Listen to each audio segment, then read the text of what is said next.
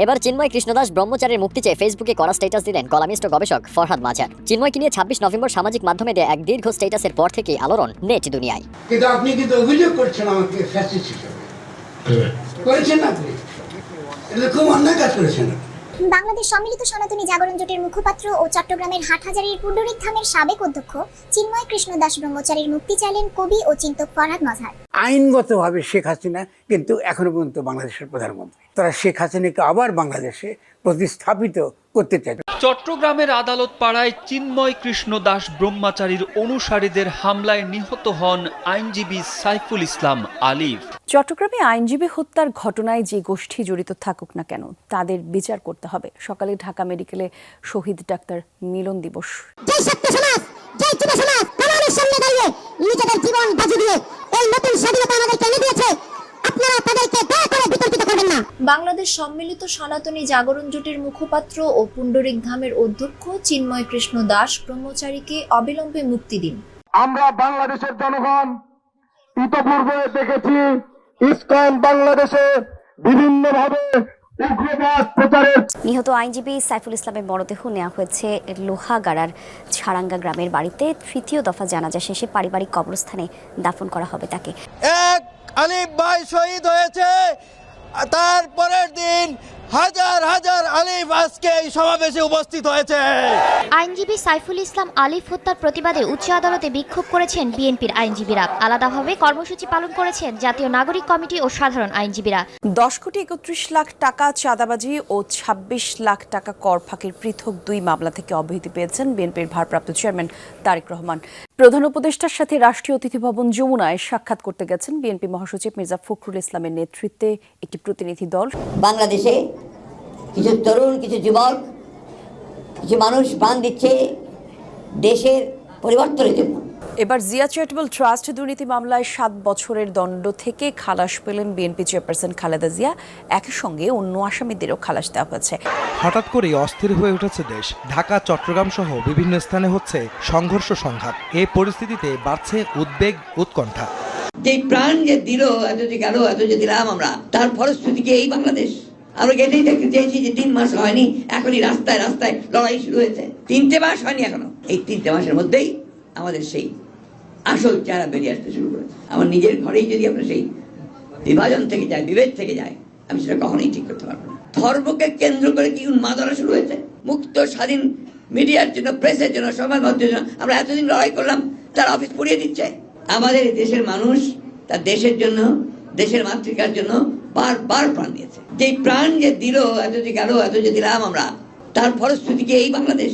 আমরা এটাই দেখতে চেয়েছি যে 3 মাস হয়নি, এখনই রাস্তায় রাস্তায় লড়াই শুরু হয়েছে। 3 মাসও যায়নি, এখন একজন আরেকজনের বুকে রক্ত ঝরাচ্ছে। 3 মাসও যায়নি, এখন পত্রিকা অফিস পুড়িয়ে দেওয়া হচ্ছে, আক্রমণ করছে। এই কোন বাংলাদেশ? আমরা কি 5 তারিখের আগেই বাংলাদেশকে চিনতাম? তাহলে আজকে কেন এই ভয়াবহ বিভাজ্যতা? আজকে কেন এই ভয়াবহ হিংসা?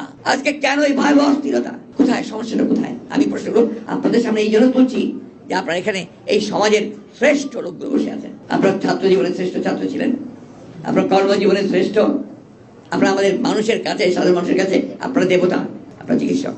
বারবার টেনে তোলা হবে, আবার পড়বে ঘৃণা দিয়ে, মিথ্যা দিয়ে, দানবীয় শক্তি দিয়ে, আবার উঠবে, আবার ফেলবে। আমি কথা আজকে এই জন্যই বলছি যে মিলন যে প্রাণ দিয়েছিল, এখানে আমরা সবাই অনেক গুণগান করলাম, অনেক কথা বললাম। যারা এখানে আছেন তারা অনেকে তার সঙ্গে সরাসরি যুক্ত ছিলেন, সেই আন্দোলনের সঙ্গে। আমাদের কি দুর্ভাগ্য দেখেন, আমাদের ব্যর্থতা যে আমরা মিলনের সেই রক্তত্যাগ, আত্মত্যাগ, তাকে কিন্তু আমরা সত্যিকার অর্থেই বাস্তবে রূপ দিতে পারিনি। 90-এ প্রাণ দিয়েছিল ভোটের অধিকারের জন্য, স্বৈরাচার দূর করার জন্য। আর আজকে এই 24-এ আবারও আমাকে ওই ভোটের অধিকারের জন্য চিৎকার করতে হচ্ছে। এবার তো সুযোগ এসেছিল সবাই মিলে একসাথে একজোট হয়ে আমরা একটা পরিবর্তন নিয়ে আসি। ছেলেরাও ছিল সামনে, আমরাও ছিলাম, সবাই মিলে আমরা পরিবর্তনটা আনার কাজটা করতে পারি। 3টে মাস হয়নি এখনো। এই 3টে মাসের মধ্যেই আমাদের সেই আসল চেহারা বেরিয়ে আসতে শুরু করেছে। এইরকম চেহারা নিয়ে কোনোদিনই সাফল্য অর্জন করা যায় না। যতই বড় বড় কথা বলি, যতই লম্বা লম্বা বক্তৃতা করি, বিশ্বকে এক করার চেষ্টা করি, হয় না। আমার নিজের ঘরেই যদি আমরা সেই বিভাজন থেকে যায়, বিভেদ থেকে যায়, আমি সেটা কখনোই ঠিক করতে পারবো না। আমি এই কয়েকটা দিনে আমরা খুব চিন্তিত, উদ্বিগ্ন, ভয়াবহভাবে। আপনি চিন্তা করতে পারেন ধর্মকে কেন্দ্র করে কি উন্মাদনা শুরু হয়েছে? আপনি চিন্তা করতে পারেন যে মুক্ত স্বাধীন মিডিয়ার জন্য, প্রেসের জন্য, সংবাদ মাধ্যমের জন্য আমরা এতদিন লড়াই করলাম, তার অফিস পুড়িয়ে দিচ্ছে। শেখ হাসিনার পতন এবং পালিয়ে যাওয়ার পর হিন্দু সম্প্রদায়ের নেতারা যা যা করছেন ঠিক করছেন কিনা, বিশেষ করে জনাব চিন্ময় কৃষ্ণ দাসকে গ্রেফতারকে কেন্দ্র করে যা যা ঘটল এবং রীতিমতো একজন আইনজীবীকে প্রকাশ্যে কুপিয়ে হত্যা করার পর এখনও তাদের নেতৃবৃন্দ যেসব কথা বলছেন, যেসব কর্মসূচি দিচ্ছেন, সেগুলো কি আদৌ সেন্সেবল? আমাদের দেশের সাধারণ হিন্দু সম্প্রদায়ের মানুষরা বুঝতে পারছেন তাদের জীবনে বড় সংকট তৈরি করছেন এসব নেতৃবৃন্দ? আমরা খেয়াল করব, এবার শেখ হাসিনা পতন এবং পলায়নের পর টিপিক্যালি যেসব নেতা সামনে আসতেন তারা না এসে এই ধরনের ধর্মগুরুরা সামনে আসতে শুরু করেছিলেন। ধর্মগুরু শব্দটা শুনলেই আমরা যেন খুব সহজে না মনে করি যে তাদের কোনো পলিটিক্যাল বা কোনো ধরনের এজেন্ডা নেই। আছে, প্রচুর লোকজন আছে এবং অত্যন্ত ভয়ঙ্কর ধর্মগুরুদেরকেও আমরা বিভিন্ন ধর্মের ক্ষেত্রে দেখেছি। রোহিঙ্গা ম্যাসাকারের সাথে একজন মিয়ানমারের ধর্মগুরু খুবই আলোচিত হয়েছিলেন, টাইম ম্যাগাজিনে তিনি কাভারে এসেছিলেন, উইরাথু। তার নির্দেশে রোহিঙ্গাদের উপরে জেনোসাইড চালানো হয়েছিল। সুতরাং ধর্মগুরু শব্দটা শুনলেই এটা যে খুব সফট জিনিস, সহজ জিনিস, সেটা মনে করার কোনো কারণ নেই। আমি বলছি না জনাব চিন্ময় প্রমাণিতভাবে এই ধরনের কোনো রকম কোনো খারাপ পরিকল্পনা নিয়ে মাঠে নেমেছিলেন, কিন্তু কনটেক্সট বলছে সেই সম্ভাবনা আছে। কারণ হিন্দু সম্প্রদায়ের যেসব দাবি নিয়ে তারা নামছেন, যেভাবে নামছেন, যা বলছেন, এর মধ্যে সমস্যা আছে।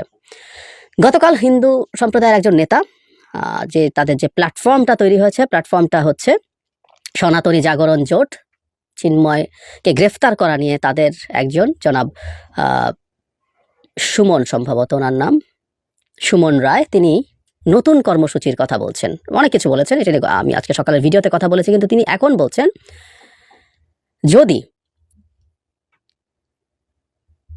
ব্রহ্মচারীকে আগামীকাল বুধবারের মধ্যে জামিন দেওয়ার আহ্বান জানানো হয়, নইলে তাকে যে কারাগারে রাখা হবে সেই কারাগারের উদ্দেশ্যে লং মার্চ করার ঘোষণা দেওয়া হয়। পাশাপাশি আরও বলা হয় সনাতনীরা স্বেচ্ছায় সেই কারাগারে কারাবরণ করবেন। তার মানে চিন্ময়কে নিয়ে তাদের কর্মসূচি চলমান থাকবে। গতকাল ওই বিভৎস ঘটনা ঘটার পরও একটা কথা আমি সকালেও বলেছি, সেটা হলো আমাদের এটা খুবই চমৎকার ব্যাপার, একটা পরিকল্পিত দাঙ্গা আমরা এখন পর্যন্ত ঠেকিয়ে রাখতে চেয়েছি। এই ঘটনার প্রেক্ষাপটে এই ধর্মীয় জোট, হিন্দু সনাতন জাগরণ জোট যেটা আছে, তাদের কি করা উচিত ছিল? আচ্ছা, তারা মাঠে নেমেছিলেন কেন? আমাদের হিন্দু সম্প্রদায়ের মানুষদের কি কোনো অ্যাকিউট ক্রাইসিস এখন আছে? আমি এই অ্যাকিউট ক্রাইসিস কথাটা বলছি। আপনি মরিয়া হয়ে মাঠে নামার চেষ্টা তখন করার কথা যখন আপনার খুব অ্যাকিউট কোনো ক্রাইসিস আছে। শেখ হাসিনার পতন এবং পালানোর পর হিন্দু সম্প্রদায়ের মানুষের ওপরে কিছু হামলা আক্রমণ তাদের প্রতিষ্ঠানের উপরেও হয়েছে। আমরা বহুবার বলার চেষ্টা করেছি এবং এটাই সঠিক কথা যে সেগুলো আসলে কমিউনাল নেচারে না, তারা হিন্দু বলে হয়নি, হয়েছে আওয়ামী লীগ বলে। সাথে একটা রিজয়েন্টটা দিয়ে রাখি, আওয়ামী লীগ বলেও কারো উপরে হামলা হওয়ার কোনো যৌক্তিকতা নেই, এটা অন্যায়, হিন্দু মুসলিম নির্বিশেষে। কিন্তু সেই পরিস্থিতিটাও কি আর এখন আছে যে আওয়ামী লীগ বলেও কোনো হিন্দুর উপর এখন আক্রমণ হচ্ছে? উত্তর হচ্ছে না। সো অ্যাকিউট ক্রাইসিস যদি না থাকে, মাঠে এই মারাত্মক জমায়েতগুলো, বড় জমায়েতগুলো করা, এগুলো করে হুমকির ঢঙে কথা বলা কেন?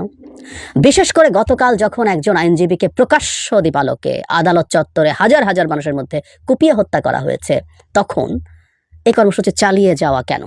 কারণ আমাদের এর মধ্যেই তথ্য সামনে এসছে যে এই সব হিন্দু সম্প্রদায়ের সমাবেশ এবং মিছিলের আড়ালে আওয়ামী লীগের পান্ডারা মাঠে নামছে।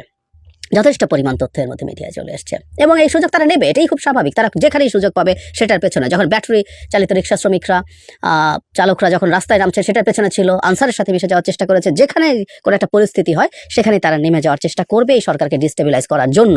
তাহলে সেই কাজটা করার আমব্রেলা হিসাবে হিন্দু সম্প্রদায় নিজেদেরকে ব্যবহৃত হতে দিচ্ছে কেন?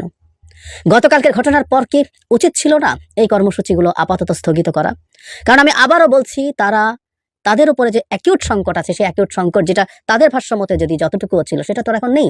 তাদের 8 দফা দাবি আছে, এই দাবিগুলো যৌক্তিক অযৌক্তিক সেটা ভিন্ন আলোচনা। এই 8 দফা দাবি তো এমন না যে শেখ হাসিনা পূরণ করেছিলেন, ডক্টর ইউনূস সরকার এসে এগুলো বাতিল করেছেন। তাহলে এখন মাঠে নামতে হবে কেন?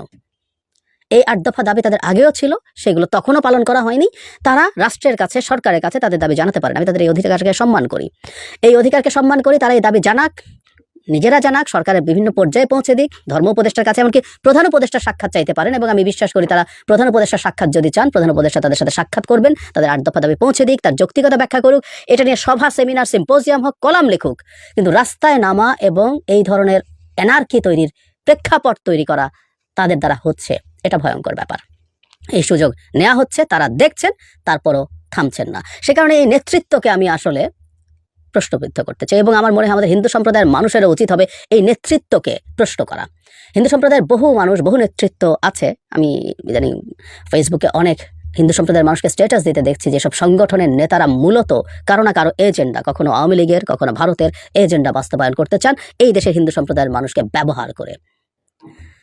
আমি আশা করি হিন্দু সম্প্রদায়ের অভ্যন্তর থেকে এই চাপ এই মানুষগুলোর উপরে তৈরি হবে যে তারা যেন তাদের জীবনকে, তাদের যে কোনো কিছুকে মানে জিম্মি করে সরকারের বিরুদ্ধে কিছু করতে না দেন।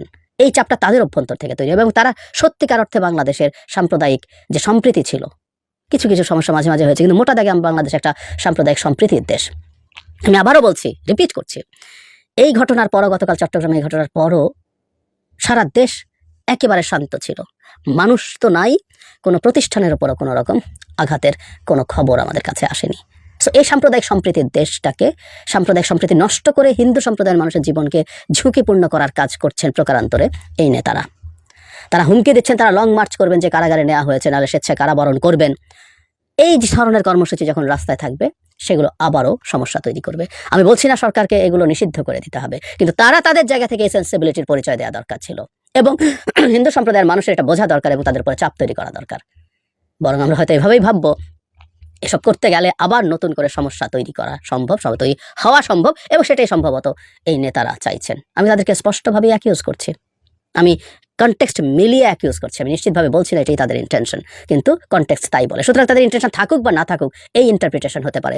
একটা কথা সবার মনে রাখা দরকার, পারসেপশন ম্যাটার্স, এবং সেটার পেছনে ভিত্তি থাকে, সেটার পেছনে যুক্তি থাকে, সেটার পেছনে কারণ থাকে, আমি আবারও বলতে চাই, 8 দফা দাবি নিয়ে ইভেন সরকারের দিক থেকে আহ্বান জানানো হোক, তাদের সাথে কথা বলবেন, শুনবেন।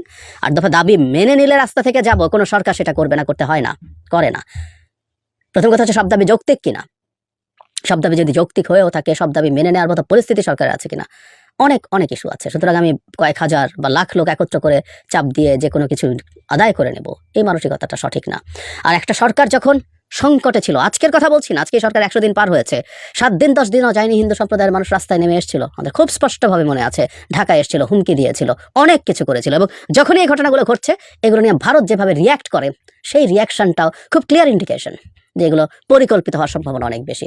আমি তো আজ পর্যন্ত এই নেতাদের কাউকে বলতে শুনিনি ভারতকে থামতে বলতে, যে আপনারা চুপ করুন, আমাদের দেশের যে হিন্দু সম্প্রদায় আছে তাদের রাইট নিয়ে আমরাই ফাইট করব, দেখিনি। আমি আহ্বানও জানিয়েছিলাম, এবং ভারত যাদের পক্ষে দাঁড়াবে, এভাবে দাঁড়াবে, তাদের এই সেন্টিমেন্টের জায়গাগুলো বুঝতে হবে। বাংলাদেশে অ্যান্টি ইম্পেরিয়ালিস্ট, আমি কেউ বলবেন বাংলাদেশ জঙ্গিদের দেশ হয়ে গেছে বলে ভারতকে পছন্দ করে না, ইত্যাদি ইত্যাদি। ভারতকে পছন্দ এই দেশের একেবারে চাকর বাকর ছাড়া আওয়ামী লীগের ভারতকে পছন্দ না, ভারতকে ঘৃণার পর্যায়ে নিয়েছে। এটা ভারতের কারণে এই দেশের প্রত্যেকটা ধর্ম বিশ্বাসী, ধর্ম অবিশ্বাসী, সেকুলার, লিবারেল, প্রত্যেকটা দেশপ্রেমিক মানুষ তার বিরুদ্ধে আছে, থাকে, যৌক্তিক কারণেই থাকে। সুতরাং সেই ভারতকে কাস্টাডিয়ান হিসাবে যদি নিয়ে আসার চেষ্টা করা হয়, প্রজেক্ট করা হয়, এবং ভারত নিজে যখন করছে সেটা প্রতিবাদ না করা হয়, কি মেসেজ যায় আমাদের হিন্দু সম্প্রদায়ের নেতাদের বুঝতে হবে। সুতরাং তাদের সৎবুদ্ধির উদয় হোক, তারা কোনোভাবেই যেন আওয়ামী লীগের পতিত স্বৈরাচার আওয়ামী লীগের পান্ডাদের আমব্রেলা হিসাবে কাজ না করেন এই দেশে একটা খারাপ পরিস্থিতি তৈরি করার জন্য। এই জিনিসটা আমি এই একটা জায়গায় চরম বিপদ দেখতে পাচ্ছি, এবং এই হিন্দু সম্প্রদায়ের নেতাদের এটার দায় নিতে হবে সামনের সময়গুলোতে। সাধারণ হিন্দু সম্প্রদায়, বহুবার বলা হলো, আবারও বলছি, তাদের সচেতন হওয়া দরকার। এই নেতাদের কিছু হয় না, ক্ষতি হবে হিন্দু সম্প্রদায়ের মানুষের, মুসলিম সম্প্রদায়ের মানুষের। একটা সাম্প্রদায়িক সম্প্রীতিহীন বাংলাদেশ শুধুমাত্র হিন্দু সম্প্রদায় না, মুসলিম সম্প্রদায়ের মানুষের জন্য কোনো কাম্য কোনো রাষ্ট্র হতে পারে না।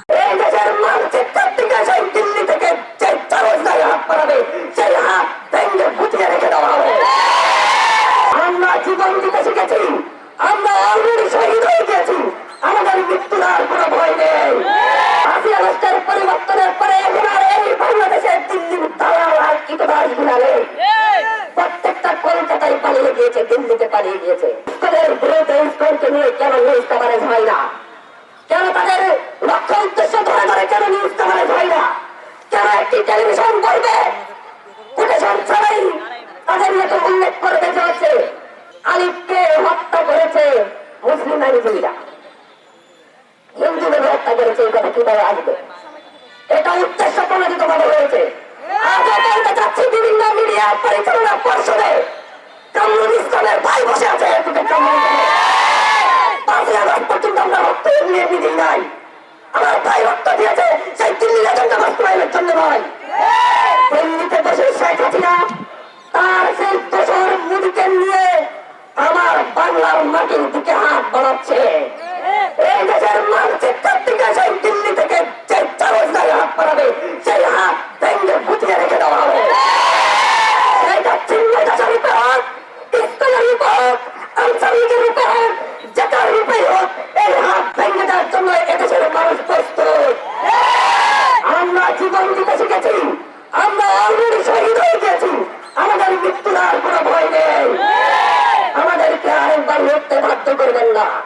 আমাদের আলিফে ভাইয়ের বাবা যে ধৈর্যের পরিচয় দিয়েছেন, এটাকে আপনারা দুর্বলতা ভাববেন না, এটা আমাদের প্রস্তুতি মাত্র।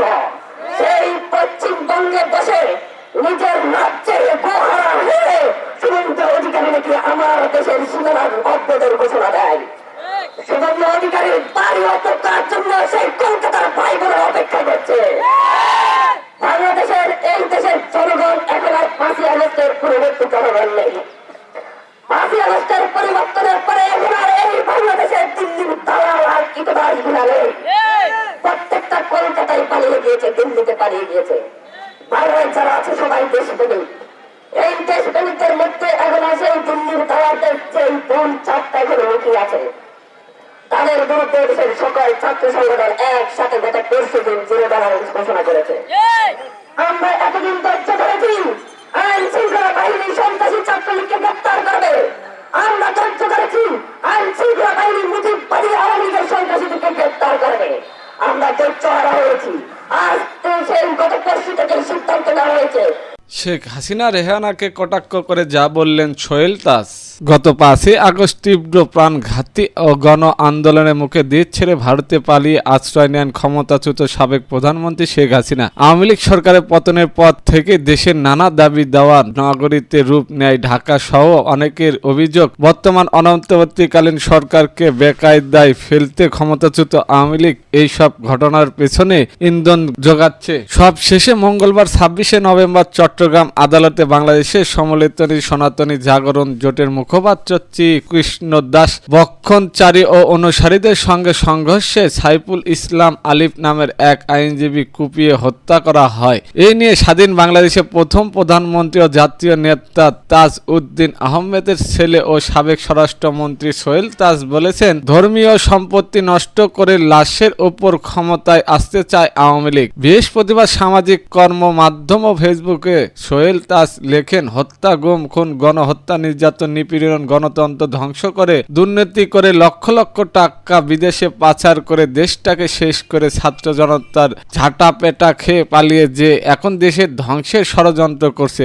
দেশের অভ্যন্তরে আইন শৃঙ্খলা বিঘ্ন করার জন্য আওয়ামী লীগকে নিশানা করেছেন সোহেল তাজ। তিনি বেশ কিছু ইস্যু তুলে ধরে বলেছেন, ক্ষমতায় ফেরার চেষ্টা আওয়ামী লীগ নির্লজ্জ হয়ে এইসব কর্মকাণ্ড করছে। সোহেল তাজ আরো লেখেন, কত বড় নির্লজ্জ বেহায়া হলে দেশটাকে এক মুহূর্তের জন্য শান্তিতে থাকতে দেবে না। প্রথমে ডিজিটাল জুডিশিয়াল ক্যু এর চেষ্টা, তারপর একের পর এক অপচেষ্টা, আনসার বাহিনী দিয়ে ব্যাটারি রিক্সা, নূর হোসেন দিবস, ট্রাম্প কার্ড, ঋণ দেওয়া লোভ দেখিয়ে শাহবাগে মানুষের জমায়েত করার চেষ্টা, বিভিন্ন কলেজ বিশৃঙ্খলা সৃষ্টি করা, আর এবার ধর্মীয় সম্পত্তি নষ্ট করে লাশের উপর ক্ষমতায় ফিরে আসার চেষ্টা। ফেসবুকে সাবেক এই স্বরাষ্ট্রমন্ত্রী লেখেন, 2টা বই সবাইকে পড়তে অনুরোধ করব। 1, আমার ফাঁসি চাই। 2, অন্তরালে হত্যাকারী প্রধানমন্ত্রী। এই 2টা বই মুক্তিযোদ্ধা মতিউর রহমান রেন্টুর লেখা। ক্ষমতাচ্যুত শেখ হাসিনা এবং তার বোন শেখ রেহানার প্রতি ইঙ্গিত করে সোহেল তাজ লিখেছেন, নীতি আদর্শ বিচিত্র খারাপ মানুষ প্রশংসায় আমার প্রয়োজন নাই, আমি আপনাদের চিনি। আওয়ামী লীগের সমর্থকদের অনেকেই সোহেল তাজকে নিয়ে সহিংসতা মন্তব্য করেছেন সামাজিক মাধ্যমে, যা দৃষ্টি এড়ায়নি তার। সোহেল তাজ বলেছেন, আওয়ামী লীগ নীতি বিচ্ছিন্ন দল। তিনি আরো লেখেন, আওয়ামী লীগের ব্রেন ওয়াশ নষ্ট পচা নীতি আদর্শ বিচিত্র লুটের খুনি হত্যা ও গুম নির্যাতনকারীদের সমর্থক করলে বলবো অবিলম্বে আমার এই ফেসবুক পেজটি আনফলো করতে। আর অনুরোধ থাকবে নিজের বিবেককে জাগিত আত্মোপলম্বে ও আত্মসমালোচনা করে অনুশোচনা করার।